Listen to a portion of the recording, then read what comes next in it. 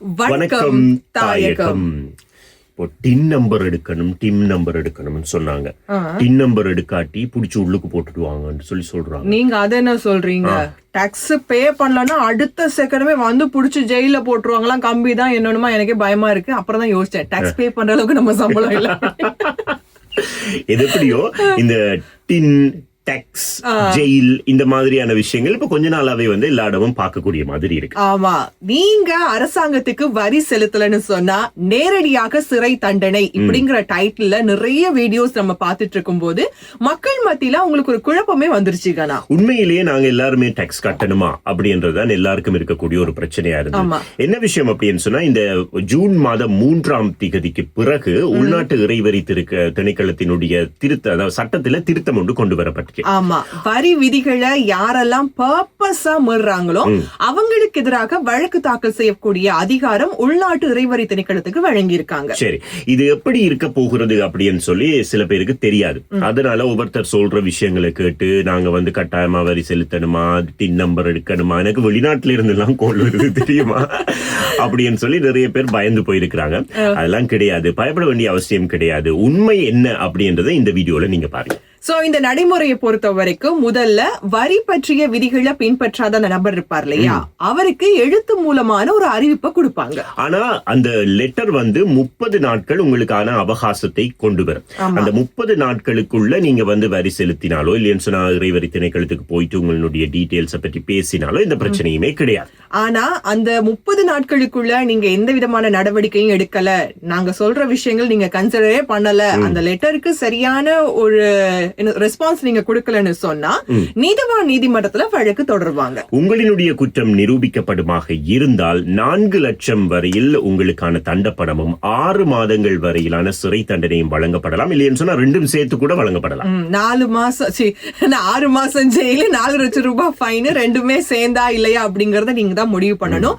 இந்த ரூல்ஸ் எல்லாம் யாருக்கு பொருந்தும் அப்படின்னு கேட்டீங்கன்னு சொன்னா, வரி செலுத்துறதுக்காக பதிவு செய்யாம இருக்கிறவங்க. இப்ப அவங்களுக்கு தெரியும் இல்லையா, வரி செலுத்த வேண்டிய அந்த கேட்டகரிக்குள்ள நம்ம இருக்கிறோம், ஆனா இருந்தாலும் அதுக்கு நம்ம ரெஜிஸ்டர் பண்ணிருக்கணும் இல்லையா, அப்படி ரெஜிஸ்டர் பண்ணாம இருக்கிறவங்க.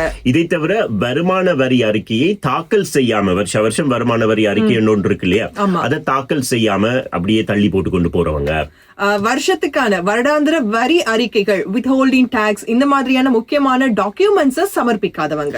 இதுல முக்கியமான விஷயம் என்ன அப்படின்னு சொன்னா, இந்த சட்டம் எல்லாரையும் தண்டிக்குவதற்காக கொண்டு வரப்படுவது இல்லை அப்படின்னு சொல்லி சொல்றாங்க.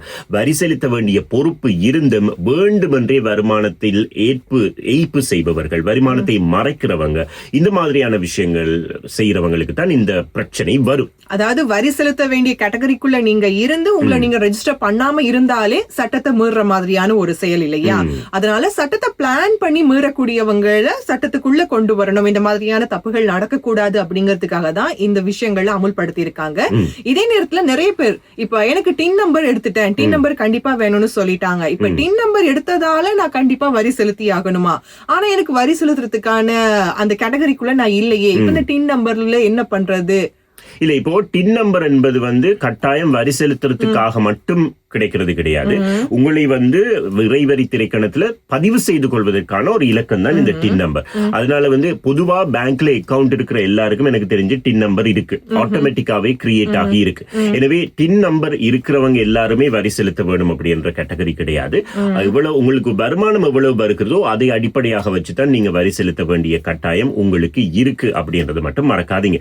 சில பேர் யோசிக்கிறது என்ன சொன்னா, டின் நம்பர் வந்துட்டுதே அப்படின்னா நான் வரி செலுத்தணுமா அப்படின்னு சொல்லி யோசிக்கிறாங்க. ஓகே, இதுல இன்னொன்னு இருக்கு. இப்போ ஒரு காலகட்டத்துல நான் வரி செலுத்த வேண்டிய கேட்டகரியில இருந்தேன், அதனால நான் ரெஜிஸ்டர் பண்ணி ஃபைல் ஒன்னு ஓபன் பண்ணி இருந்தேன்.